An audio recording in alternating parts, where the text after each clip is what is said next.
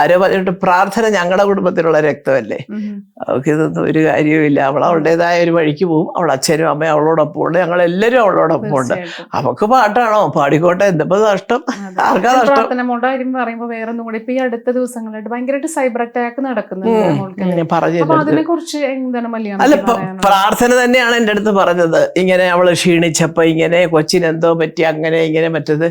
ഇതേ ഇപ്പോഴത്തെ കുഞ്ഞുങ്ങളെന്ന് പറഞ്ഞാല് നമ്മുടെ ഈ വെയിങ് മെഷീൻ നോക്കുമ്പോൾ 1 കിലോ കൂടിയാൽ ഇവര് ജിമ്മിൽ പോക്ക്, അത് വയസ്സ് 16 17 ആണെന്നൊന്നും അവര് നോക്കുന്നില്ല.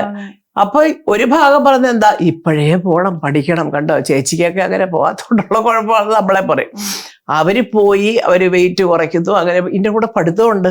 അപ്പൊ ഞാനത് പറഞ്ഞു, മോളെ ഈ പഠിത്തവും എന്തെങ്കിലും ഈ ബാംഗ്ലൂരിലൊക്കെ ഹോസ്റ്റലിൽ നിന്ന് കിട്ടുന്ന ഫുഡല്ലേ, നമ്മൾ ഉണ്ടാക്കി കൊടുക്കുന്നതല്ല, കോളേജിനകത്ത് തന്നെയാണ് ഗേൾസിന്റെ ഹോസ്റ്റലൊക്കെ അവിടെ. അപ്പൊ അത് കാരണം അങ്ങനെയൊക്കെ വരുമ്പോൾ മോക്കൊരു ക്ഷീണമുള്ള ആ ക്ഷീണം. പക്ഷെ എനിക്ക് അങ്ങനത്തെ ഫീൽ ചെയ്തില്ല. ഞാനിപ്പോൾ കറക്റ്റായിട്ട് ജിമ്മിലൊക്കെ പോകാം അമ്മ, എനിക്ക് വെയിറ്റൊക്കെ 2-3 കിലോ കുറഞ്ഞു. എന്നാലും അവൾ എന്നും പാടുന്നുണ്ട്, എന്നും പിയാനോ വായിക്കുന്നുണ്ട്, പഠിക്കുന്നുണ്ട്, സകല കാര്യങ്ങളും ചെയ്യുന്നുണ്ട്. പിന്നെ അവക്ക് ഇങ്ങനത്തെ പറച്ചിലുകളൊന്നും ഏശാത്ത, അത് പറയട്ടോ സാരമില്ലാതെ അവരുടെ ഒരു ഇഷ്ടം. അതുപോലെ എനിക്ക് പറയാനുള്ളത് എന്താ വെച്ചാൽ, അത് പ്രാർത്ഥനയെ ആർക്കും അങ്ങനെ വ്യക്തിപരമായിട്ട് ഒരു വിരോധവും ആ കുട്ടിയോടെ കാണുന്നില്ല. 10-16 വയസ്സ് കഴിഞ്ഞ്